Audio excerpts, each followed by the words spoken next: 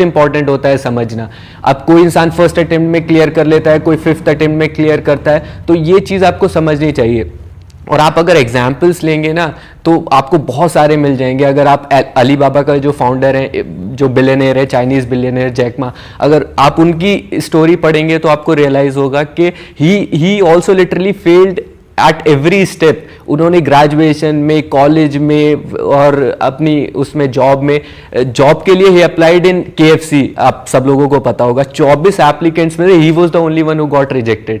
और अली बाबा उन्होंने 35 की एज में फाउंड किया था, एस्टेब्लिश किया था। तो एट 35 ही स्टार्टेड हिज जर्नी और आज ही is one of the richest person in the world. तो ऐसा कुछ नहीं है कि आप मतलब एक मास कल्चर जो होता है कि इतने साल में वो करना है, इतने साल में जॉब करना है, ये सब नहीं होता है। एक पर्टिकुलर टाइम जोन होता है हर एक इंसान का, उस हिसाब से आप काम करो, आपको सक्सेस मिलेगी। आपको ये नहीं सोचना चाहिए कभी भी।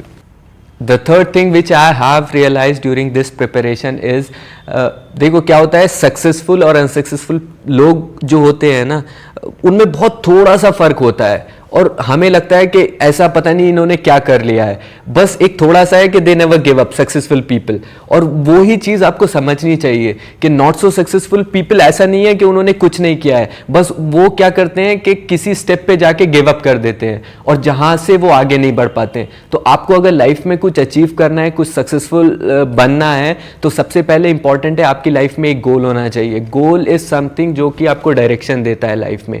आप शुरू से ही गोल रखना चाहिए और उस गोल को अचीव करने के लिए आपको हार्ड वर्क करना चाहिए और नेवर गिव अप एटीट्यूड रखना चाहिए। अगर आप ये रखेंगे तो आप हमेशा लाइफ में सक्सेसफुल रहेंगे।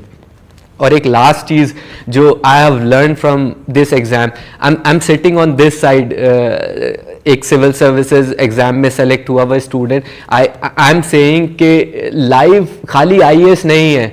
लोग ये सोचते हैं कि IAS इज समथिंग जो कि मिल जाएगा तो सब कुछ अचीव हो सकता है। Life is way above than anything, वो IAS हो या कुछ भी हो, वो IAS is a part of your life, a phase of your life, और उसको एंजॉय करना चाहिए।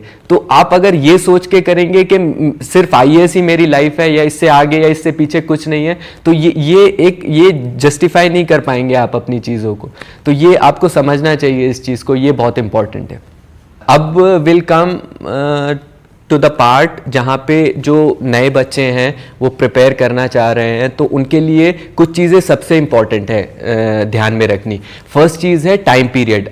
एटलीस्ट 2 to 4 years रिक्वायर्ड होते हैं इस एग्जाम को क्लियर करने के लिए। आप अगर फर्स्ट अटेम्प्ट में भी क्लियर कर रहे हैं तब भी आपको मिनिमम 2 साल लगते हैं पूरे एग्जाम को कंप्लीट करने में। तो आपको ये दिमाग में रखना चाहिए जब भी आते हैं कि ये एग्जाम थोड़ा सा टाइम टेकिंग है, तो उस हिसाब से अपना माइंडसेट बनाना चाहिए।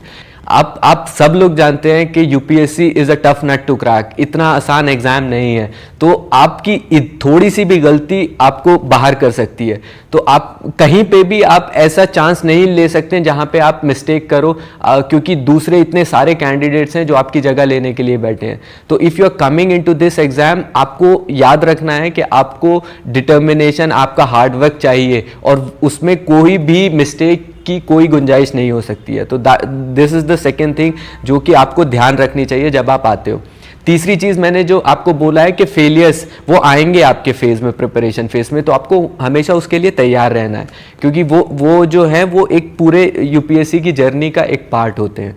तो ये कुछ चीज़ें हैं जो आपको स्टार्ट करने से पहले एग्जाम ये याद रखनी चाहिए। The next thing will talk upon is कि कुछ चीज़ें हैं जहाँ पे लोगों को लगता है कि उनके पास एडवांटेज नहीं है। जैसे कि फॉर एग्जांपल हिंदी मीडियम के जो स्टूडेंट्स होते हैं वो अक्सर मुझे मैसेज करते हैं, पूछते हैं कि सर UPSC जो है वो जो इंग्लिश मीडियम के स्टूडेंट्स हैं उनको ज़्यादा एडवांटेज है इससे लेके। But I want to clear one thing here, Hindi या इंग्लिश कोई भी सिर्फ एक मीडियम हो सकता है किसी भी नॉलेज को एक्सप्रेस करने का, वो अपने आप में नॉलेज नहीं है।